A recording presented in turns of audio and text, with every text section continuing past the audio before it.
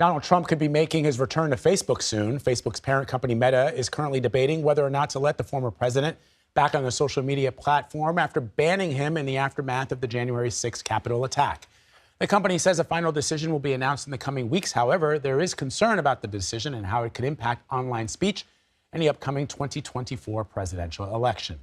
Here for more analysis on this is Katie Harbath. She's the founder and CEO of Anchor Change. She's also the former director of public policy for Facebook. Nice to have you. So let's talk about this. If the former president is allowed back on Facebook, what kind of a precedent could this set for online speech? It would be very precedent-setting to have the United States, a place that has been the beacon of free speech and the First Amendment, to not be allowing a viable candidate for president of the United States to not have a platform for voters to be able to see the content and the type of messaging that he would be wanting to push if he were to get reelected again. And so I think that's part of what makes this a very difficult decision, because there's also a very still threat of potential violence and other things that he sowed when he was on the platform before. But I think we need to recognize that this is going to be a really difficult decision either way. And I worry about, if he is not let back on, the signal that that sends to other countries around the world that might be trying to suppress political speech in their countries. And that was going to be sort of my follow-up question, because then you don't let him back on, and then we start to talk about free speech and what does that mean for free speech. I don't know, Facebook is a private company; they don't have to let anyone use their platform if they don't want to. But these platforms now are so much a part of our lives; they're sort of bordering on utilities, and in many ways, for many people, Facebook is the primary way they get information.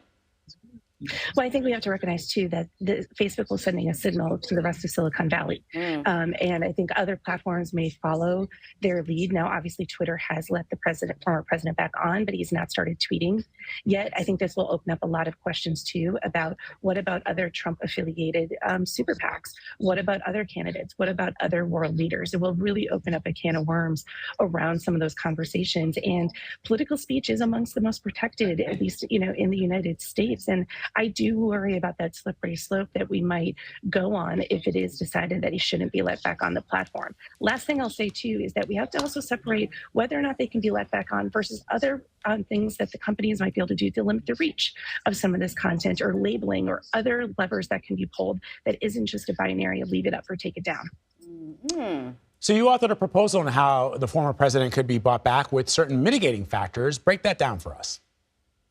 Yeah, some of the things that I think are worth us looking at is just what I was saying is, do you let him back on, but perhaps not show his content in the newsfeed at first and make people have to go seek out and find it? I think there's a question about whether or not they should be allowed to do political advertising.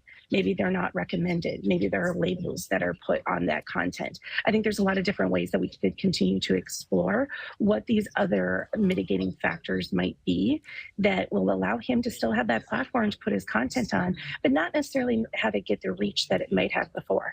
So are you talking about maybe tweaking these algorithms? But I guess that would be a form of manipulation, censorship too. If you create an algorithm that turns the volume down on Trump positions or whatever.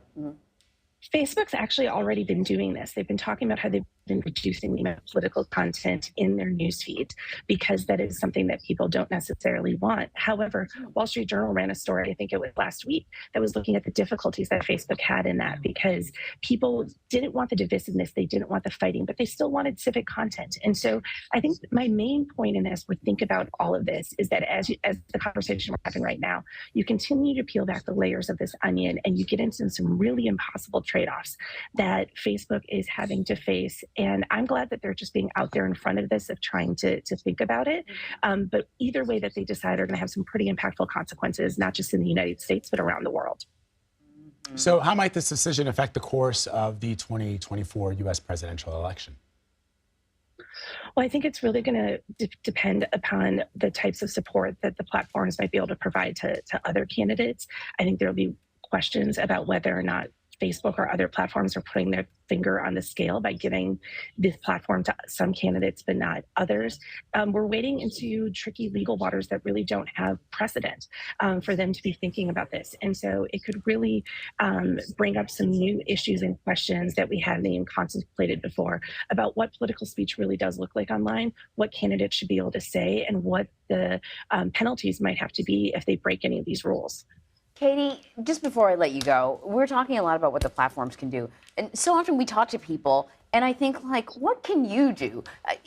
Is there a role for just, like, public education? I feel like we should have learned a lot during the 2020 election, but there's still people that have conversations all the time where I'm like, that is not an authentic tweet. Can you not tell? And they simply can't. Do you think more needs to be done to educate the public about these platforms like Facebook?